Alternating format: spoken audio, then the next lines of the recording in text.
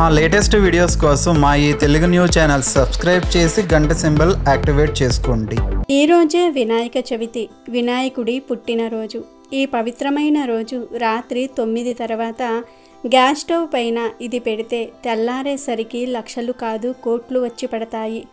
మన అందరి ఇళ్లల్లో గ్యాస్ స్టవ్లు ఉంటాయి. ఆ గ్యాస్ స్టవ్ పై వినాయక చవితి రోజు ఇది పెడితే మీకు ఉన్న ఆర్థిక సమస్యలతో పాటు ఆరోగ్య సమస్యలు కూడా తొలగిపోతాయి. మనం వంటగదిలో ఉండే వస్తువులను చాలా పవిత్రంగా భావిస్తాము. వంటగదిలో ఉండే గ్యాస్ స్టవ్ను శుభ్రంగా ఉంచుకుంటాము. వంటగదిలో ఉండే గ్యాస్ స్టవ్ ఎంత శుభ్రంగా ఉంటే లక్ష్మీదేవి అంత ఎక్కువ ప్రసన్నం చెందుతుంది. గ్యాస్ స్టవ్ను ఎప్పటికప్పుడు క్లీన్గా ఉంచుకోవాలి. మన వంటగది శుభ్రంగా ఉండకపోతే నెగిటివ్ ఎనర్జీ మన ఇంట్లోనే ఉంటుంది. నెగిటివ్ ఎనర్జీ ఇంట్లో ఉంటే లక్ష్మీదేవి బయటకు వెళ్ళిపోతుంది. అందుకే పూర్వం మన పెద్దలు రోజు రాత్రిపూట వంటగదిని శుభ్రం చేసుకొని ఆ తర్వాత నిద్రించేవారు. రాత్రి సమయంలో పితృదేవతలు మరియు లక్ష్మీదేవి భూ సంచారానికి వస్తారని పండితులు చెప్తూ ఉన్నారు.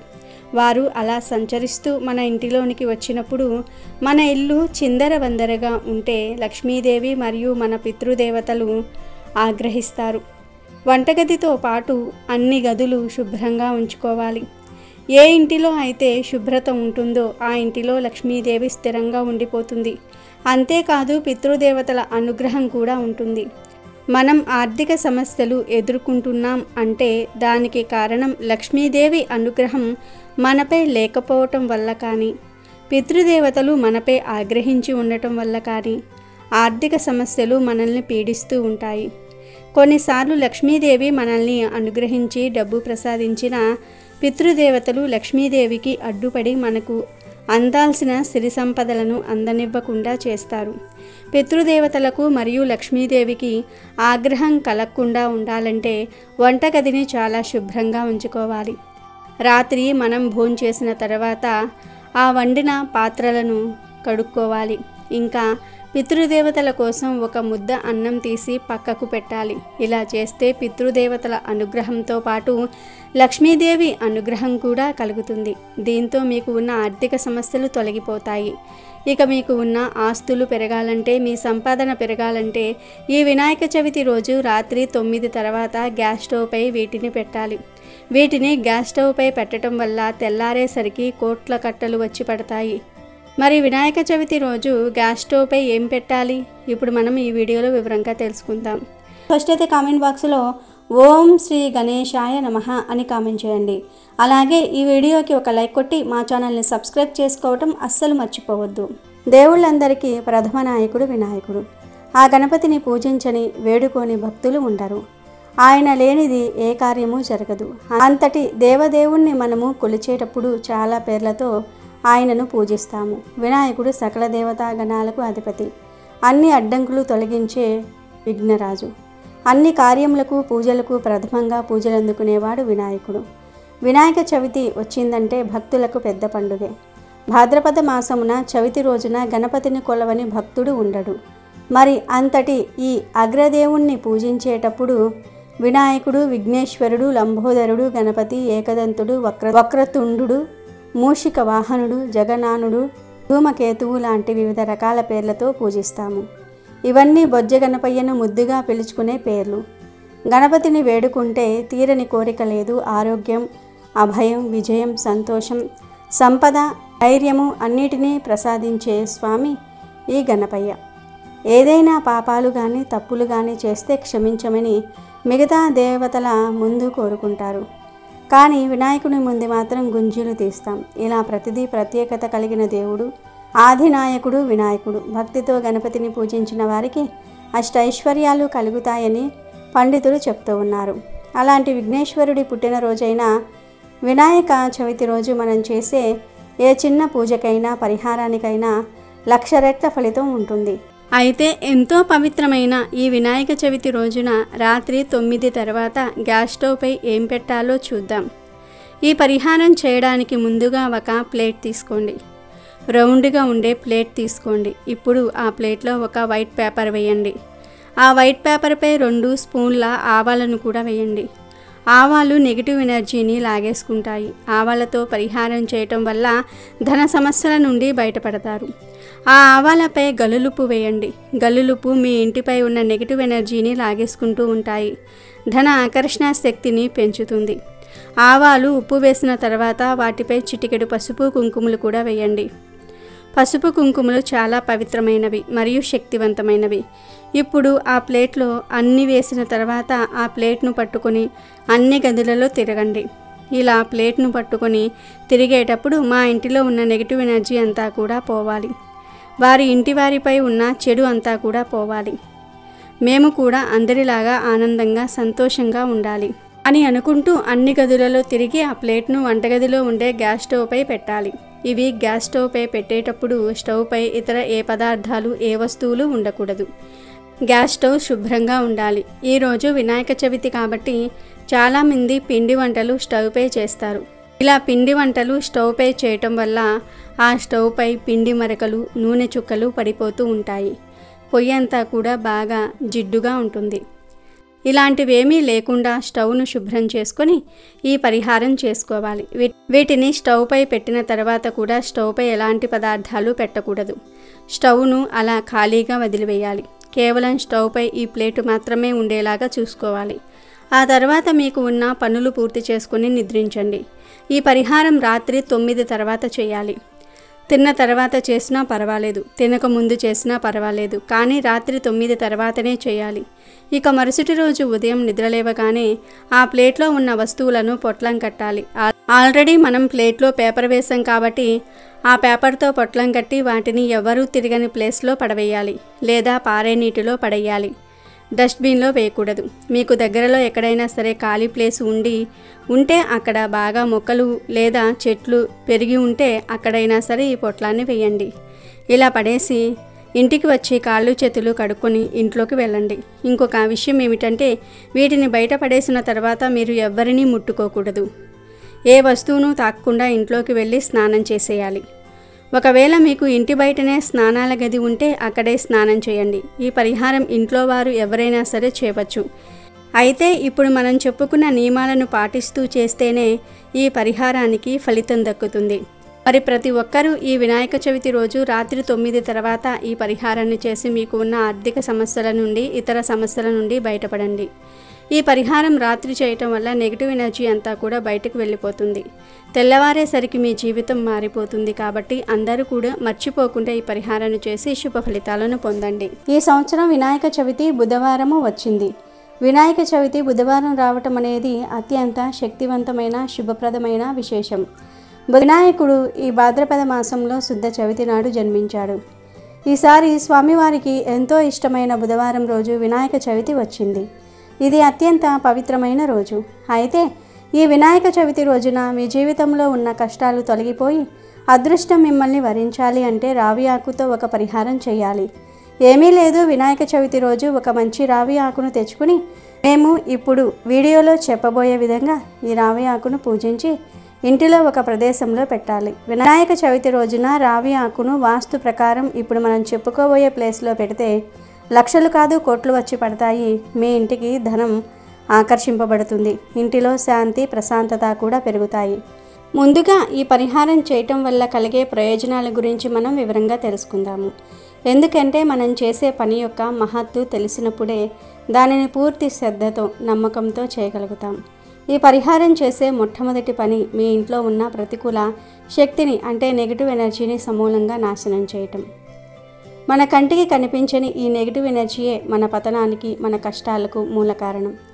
అది మన ఇంట్లో ఉన్నంతకాలం మనం తలక్రిందుగా తపస్సు చేసినా మనకు ఏదీ కలిసి రాదు. డబ్బు నిలవదు, ఆరోగ్యం సహకరించదు, కుటుంబంలో శాంతి ఉండదు. ఈ పరిహారం ఒక శక్తివంతమైన అస్త్రంలా పనిచేసి మీ ఇంట్లోని ప్రతి మూలలో పేరుకుపోయిన ఈ నెగిటివ్ ఎనర్జీని కాల్చి బూడిద చేస్తుంది. ఎప్పుడైతే మీ ఇల్లు సిద్ధి అవుతుందో అప్పుడు సాక్షాత్తు ఆ శ్రీ మహాలక్ష్మీదేవి మీ ఇంట్లోకి అడుగు పెట్టడానికి మార్గం సుగమం అవుతుంది. ఈ పరిహారం చేయటం వల్ల మీకు మొట్టమొదట కలిగేది ఆర్థిక స్థిరత్వం. అప్పుల బాధతో సతమతమయ్యేవారు ఈ పరిహారం చేసిన కొద్ది రోజుల్లోనే అప్పులు తీర్చడానికి ఏదో ఒక మార్గం దొరుకుతుంది. రావాల్సిన డబ్బు అనూహ్యంగా చేతికి అందుతుంది. వ్యాపారస్తులకు ఆగిపోయిన వ్యాపారాలు మళ్ళీ ఊపందుకుంటూ ఉంటాయి. కొత్త కొత్త అవకాశాలు తలుపు తడుతూ ఉంటాయి. ఉద్యోగస్తులకు జీతం పెరుగుదల, ప్రమోషన్లు లభిస్తాయి. మీరు ఏ పని మొదలుపెట్టినా అది ఎలాంటి ఆటంకాలు లేకుండా విజయవంతంగా పూర్తవుతుంది. డబ్బుకు సంబంధించినంత వరకు మీ జీవితంలో లేదు అనే మాటకు తావే ఉండదు. డబ్బు ఒక అయస్కాంతంలా మిమ్మల్ని ఆకర్షిస్తుంది. మీ ఖాళీ బీరువా ధనంతో నిండిపోతుంది. ఇక కుటుంబపరంగా చూస్తే ఇంట్లో ఉన్న కలహాలన్నీ మాయమైపోతాయి. భార్యాభర్తల మధ్య ఉన్న అపార్థాలు తొలగిపోయి వారి మధ్య ప్రేమ, అన్యోన్యత పెరుగుతాయి. పిల్లలు మీ మాట వింటారు, చదువులో రాణిస్తారు, మీకు మంచి పేరు తెచ్చిపెడతారు. ఇంట్లో ఎప్పుడూ నవ్వులు, సంతోషం వెల్లువిరుస్తాయి. ఒక ప్రశాంతమైన, ఆనందకరమైన వాతావరణం నెలకొంటుంది. సమాజంలో మీకు గౌరవ మర్యాదలు పెరుగుతాయి. మీ మాటకు విలువ వస్తుంది. మీ శత్రువులు కూడా మీకు మిత్రులుగా మారుతారు. అనారోగ్య సమస్యలతో బాధపడే వారికి ఆరోగ్యం కుదుట పడుతుంది. దీర్ఘకాలిక వ్యాధుల నుండి కూడా ఉపశమనం లభిస్తుంది. ఇంతటి అద్భుతమైన ఫలితాలను ఇచ్చే ఈ పరిహారానికి మనం ఉపయోగించేది ఒక సామాన్యమైన వస్తువు కాదు. అది సాక్షాత్తు దైవ వృక్షమైన రావి చెట్టుకు సంబంధించిన ఒకే ఒక్క ఆకు. మరి వినాయక చవితి రోజు రావి ఆకుతో ఏం చేయాలి అనే విషయాన్ని ఈ వీడియోలో వివరంగా తెలుసుకుందాము. రావి చెట్టు విషయానికి వస్తే హిందూ ధర్మంలో దీనికి అత్యంత పవిత్రమైన స్థానం ఉంది. దీనిని అశ్వత్థ వృక్షం అని కూడా అంటారు. రావి చెట్టు సాక్షాత్తు త్రిమూర్తుల స్వరూపం. చెట్టు యొక్క వేళల్లో బ్రహ్మదేవుడు, కాండంలో శ్రీ మహావిష్ణువు, కొమ్మలలో పరమేశ్వరుడు కొలువై ఉంటారని పురాణాలు చెప్తూ ఉన్నాయి. అందుకే రావి చెట్టుకు ప్రదక్షిణ చేస్తే త్రిమూర్తులకు ప్రదక్షిణ చేసినంత పుణ్యం లభిస్తుంది. ఇంతటి దైవశక్తి కలిగిన రావి చెట్టు యొక్క ఆకులో కూడా అనంతమైన సానుకూల శక్తి నిక్షిప్తమై ఉంటుంది. ఈ ఆకుకు పరిసరాలలోని ప్రతికూల శక్తులను గ్రహించి సానుకూల శక్తిని వెదజల్లే అద్భుతమైన గుణం ఉంది. అలాంటి శక్తివంతమైన రావి ఆకును అత్యంత పవిత్రమైన వినాయక చవితి రోజున ఆ విఘ్నేశ్వరుడి అనుగ్రహంతో మనం సిద్ధింపజేసుకుంటే అది ఒక అద్భుతమైన ధనాకర్షణ యంత్రంగా పనిచేస్తుంది. ఇప్పుడు ఈ పరిహారాన్ని ఎలా చేయాలో తెలుసుకుందాము. వినాయక చవితి రోజున ఉదయాన్నే సూర్యోదయానికి ముందే నిద్రలేచి తలస్నానం చేసి ఉతికిన శుభ్రమైన వస్త్రాలను ధరించాలి. తర్వాత మీ పూజ గదిని శుభ్రం చేసుకొని మీరు పూజ కోసం తెచ్చుకున్న వినాయకుడి ప్రతిమను ప్రతిష్ఠించుకోవాలి. ముందుగా దీపారాధన చేసి వినాయకుడికి యథాశక్తి పూజ చేయాలి. పూజ పూర్తయిపోయిన తర్వాత మీరు రావి ఆకును తెచ్చుకోవడానికి వెళ్ళాలి. అయితే ఈ పరిహారానికి సంబంధించి ఒక అత్యంత ముఖ్యమైన విషయాన్ని మీరు తప్పనిసరిగా గుర్తుంచుకోవాలి. రావి చెట్టును మనం సామాన్యమైన వృక్షంగా భావించకూడదు. అది సాక్షాత్తు శ్రీ మహావిష్ణువు యొక్క స్వరూపం. అందుకే దానిని అశ్వత్థ వృక్షం అని పిలుస్తూ దేవతగా పూజిస్తాము. అందువల్ల మనం గుడిలో లేదా మరేదైనా పవిత్ర స్థలంలో పూజలు అందుకుంటున్న రావి చెట్టు నుండి ఆకును నేరుగా తెంపకూడదు. అలా చేయటం మహాపాపం, దోషం కూడా. అది భగవంతుని హింసించినట్లే అవుతుంది. మరి ఆకుని ఎలా సంపాదించాలి అనే సందేహం మీకు రావచ్చు. దానికి ఒక మార్గం ఉంది. మన ఇళ్ళ చుట్టుప్రక్కల పెరట్లో లేదా పాడుబడిన గోడల వద్ద ఎలాంటి పూజలు అందుకోకుండా వాటంతటా అవే ఎన్నో రావి చెట్లు మొలుస్తూ ఉంటాయి. అలాంటి చెట్టు నుండి, అంటే పూజలు అందుకొని చెట్టు నుండి మీరు ఆకును నేరుగా తెంపుకోవచ్చు. దానివల్ల ఎలాంటి దోషము ఉండదు. కాబట్టి ఈ తేడాను స్పష్టంగా గమనించి ఆలయ ప్రాంగణంలో లేదా మీరు నిత్యం పూజించే చెట్టు నుండి కాకుండా సాధారణంగా పెరిగే రావి చెట్టు నుండి మాత్రమే ఆకును స్వీకరించండి. ఈ నియమాన్ని పాటిస్తేనే మీకు పరిహారం యొక్క సంపూర్ణ ఫలం దక్కుతుంది. ఇలాంటి సాధారణ ప్రదేశంలో ఉన్న రావి చెట్టు వద్దకు వెళ్ళాక మొదట ఆ వృక్షదేవతకు మనసులోనే నమస్కారం చేసుకొని, ఓ వృక్షరాజా, నా జీవితంలోని కష్టాలు తొలగిపోవడానికి, నా ఇంట్లో సిరి సంపదలు నిండడానికి నేను ఒక పవిత్రమైన కార్యం కోసం మీ నుండి ఒక పత్రాన్ని స్వీకరిస్తున్నాను. దయచేసి నన్ను అనుగ్రహించు అని ప్రార్థించాలి. ఆ తర్వాత చెట్టు మీద ఉన్న ఒక మంచి తాజాగా పచ్చగా ఎక్కడా చిరుగులు లేకుండా పురుగులు తినకుండా ఉన్న ఒకే ఒక్క ఆకును చాలా నెమ్మదిగా జాగ్రత్తగా కొయ్యాలి. కింద పడిన ఆకులను తీసుకోకూడదు. చెట్టు నుండి నేరుగా కోసిన ఆకునే వాడాలి. ఆ ఆకును ఇంటికి తీసుకువచ్చి మొదట గంగాజలంతో కానీ లేదా పసుపు కలిపిన స్వచ్ఛమైన నీటితో కానీ శుభ్రంగా కడగాలి. ఆకును తుడిచి మీ పూజ గదిలో వినాయకుడి పటం లేదా విగ్రహం ముందు ఉంచాలి. ఇప్పుడు మీ ఉంగరం వేలుతో కొద్దిగా శ్రీగంధాన్ని తీసుకొని ఆ రావి ఆకు మీద ఒక స్వస్తిక్ గుర్తును వేయాలి. స్వస్తిక్ అనేది సాక్షాత్తు గణపతి స్వరూపం, సకల శుభాలకు సంకేతం. స్వస్తి గుర్తు వేసిన తర్వాత ఆకుకు పసుపు కుంకుమ అక్షింతలు పెట్టి ఒక పువ్వును సమర్పించాలి. ఆ తర్వాత ధూపం దీపం చూపించి ఆ రావి ఆకును పూజించాలి. ఇప్పుడు అసలైన ప్రక్రియ మొదలవుతుంది. మీరు ఆ ఆకు ముందు కూర్చుని మీ 2 కళ్ళు మూసుకొని మీరు ఏకాగ్రతతో ఆ విఘ్నేశ్వరుడిని మనస్ఫూర్తిగా ప్రార్థించాలి. మీ మనసులోని బాధనంతా మీరు పడుతున్న కష్టాలన్నిటినీ ఆయన పాదాల వద్ద ఉంచండి.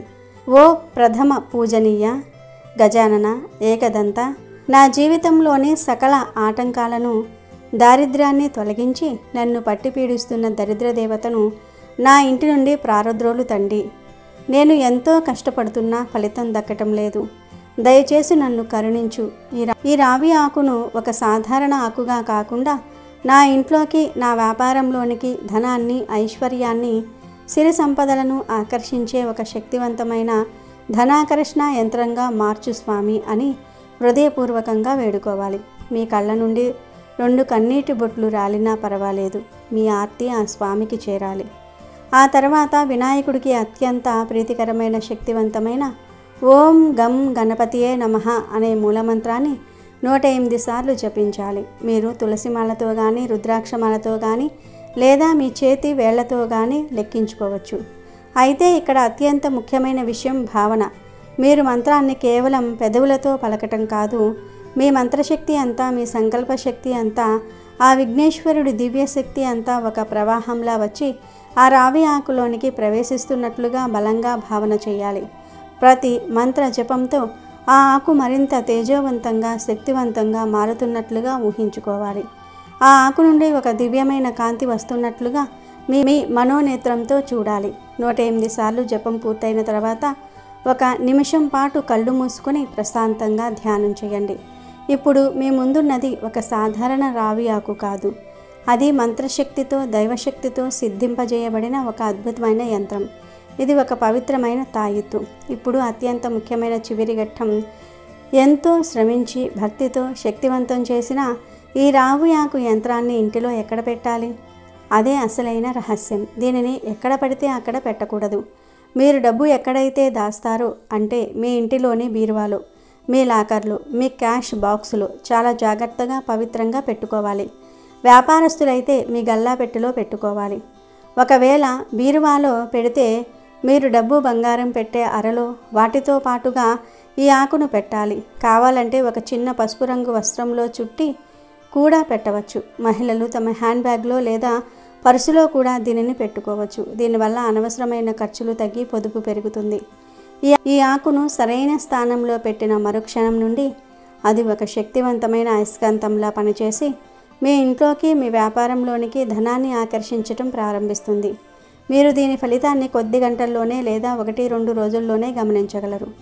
ఏదో ఒక రూపంలో మీకు డబ్బు వచ్చి చేరుతుంది.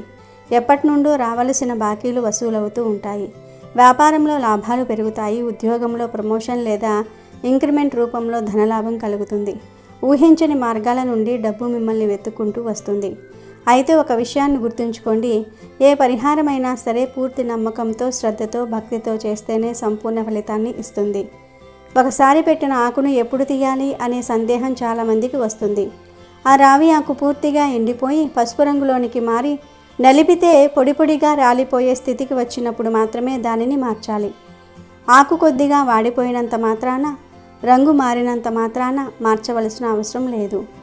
ఇక ఆ ఆకును తీసిన తర్వాత దానిని ఎక్కడ పడితే అక్కడ పడేయటం మహాపాపం.